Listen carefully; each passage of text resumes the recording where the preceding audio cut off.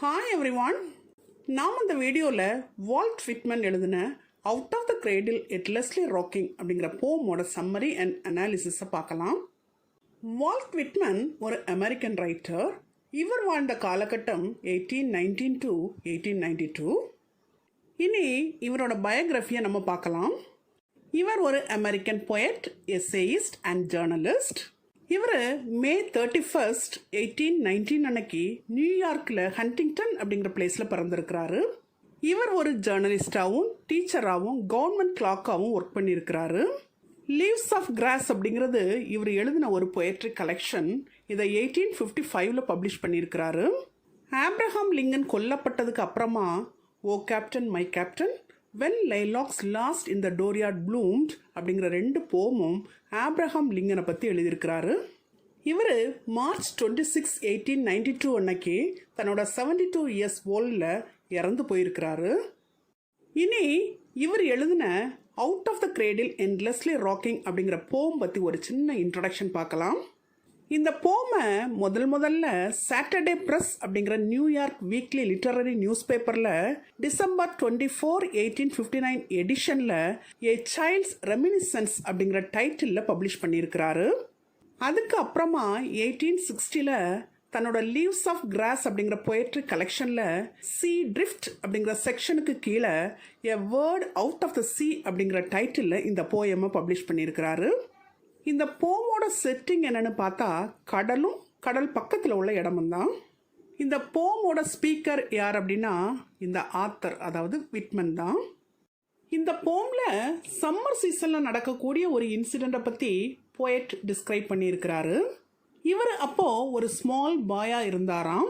ஒரு mocking bird தன்னோட துணையை இழந்து பரிதவிக்கிறத தன்னோட கண்ணால் பார்த்துருக்கிறாரு.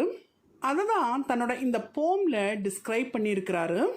இந்த போமில் மாக்கிங் பேர்டோட சாங் பற்றியும் சீயோட மர்மர் பற்றியும் இந்த இன்சிடென்ட் தன்னை எப்படி ஒரு பொயட்டாக மாற்றிச்சு அப்படிங்கிறத பற்றியும் சொல்லியிருக்கிறாரு.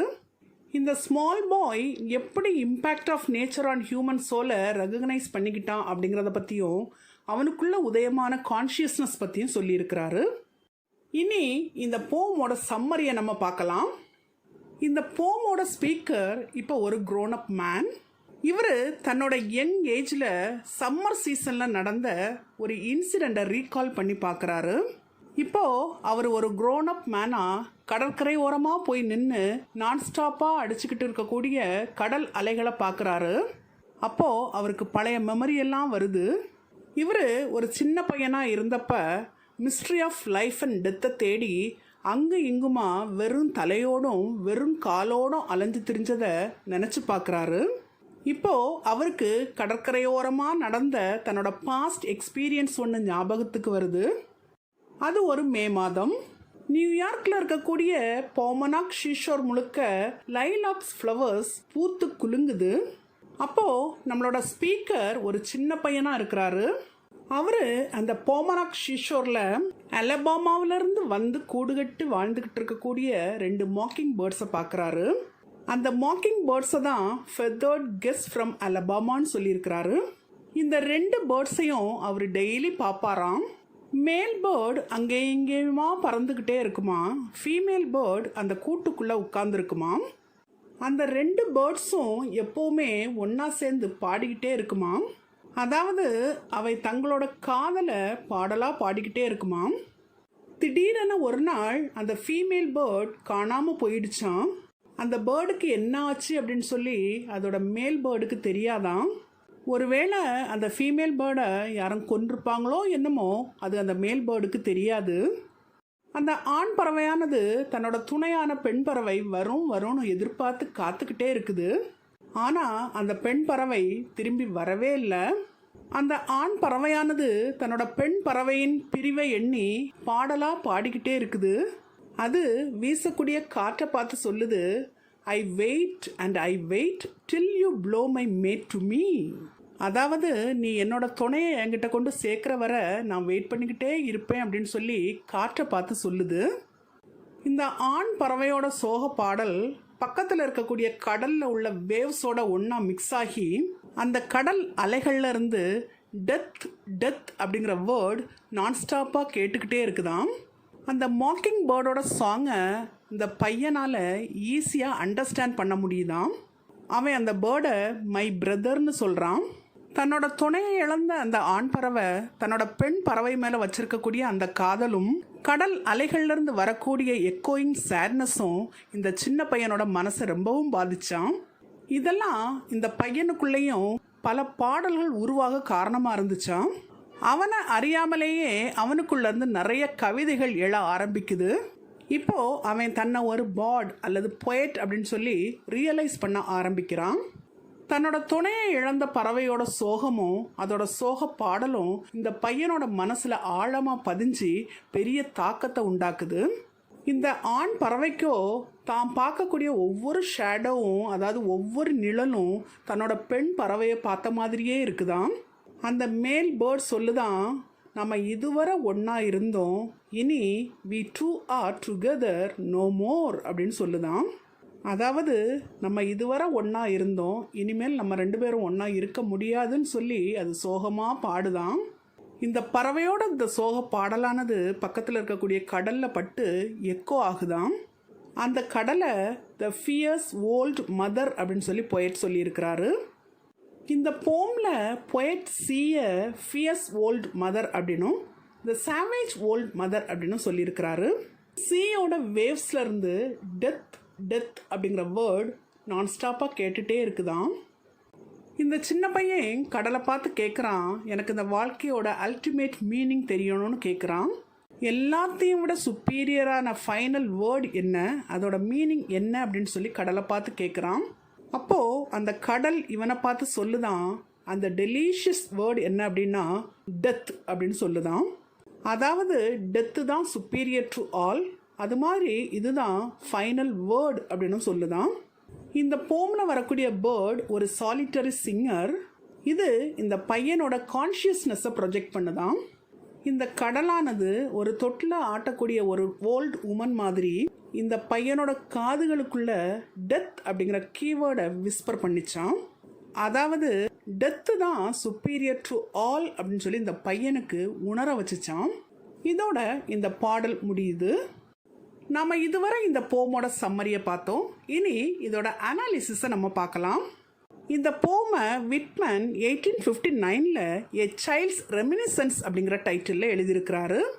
அதுக்கப்புறமா 1860 தன்னோட லீவ்ஸ் ஆஃப் கிராஸ் அப்படிங்கிற பொயட்ரி கலெக்ஷனில் a word out of the sea அப்படிங்கிற டைட்டிலில் இந்த போமை இன்க்ளூட் பண்ணியிருக்கிறாரு. இந்த போமில் ஒரு யங் பாயை நேச்சர் எப்படி பொயட்டாக உருவாக்கிச்சு அப்படிங்கிறது பற்றியும் அந்த பையனோட மெச்சூரிங் கான்ஷியஸ்னஸ் பற்றியும் பொயட் டிஸ்கிரைப் பண்ணியிருக்கிறாரு. இந்த போமில் பொயட் பேர்டோட கால், அதாவது அதோட சாங்கை வேர்டாக டிரான்ஸ்கிரைப் பண்ணி கொடுத்துருக்கிறாரு. அதுக்காக அவர் யூஸ் பண்ணியிருக்கக்கூடிய repetition of words and phrases இந்த போமுக்கு ஒரு மியூசிக்கல் எஃபெக்டை கொடுக்குது. இந்த போமோட ஓப்பனிங்கை எடுத்துக்கிட்டா அதில் out, over, down, up, from இப்படிப்பட்ட ப்ரிப்போசிஷன்ஸ் எல்லாம் நிறைய தடவை ரிப்பீட்டடாக வந்துக்கிட்டே இருக்குது. இந்த ரிப்பீட்டட் ப்ரிப்போசிஷன்ஸ் பொயட்டோட ஸ்ட்ரகிள் டு கம் டு கான்ஷியஸ்னஸை நமக்கு கன்வே பண்ணுது. இந்த போம் சீ ஷோரை ஃபோக்கஸ் பண்ணி எழுதப்பட்டிருக்கு. இந்த போம் பர்த் ஆஃப் த பொயட் பற்றியும் டெத் ஆஃப் த செல்ஃப் பற்றியும் டிஸ்கிரைப் பண்ணுது. இந்த போமில் ஒரு வகையான ஆந்த்ரோபோமார்பிசத்தை நம்ம பார்க்க முடியுது.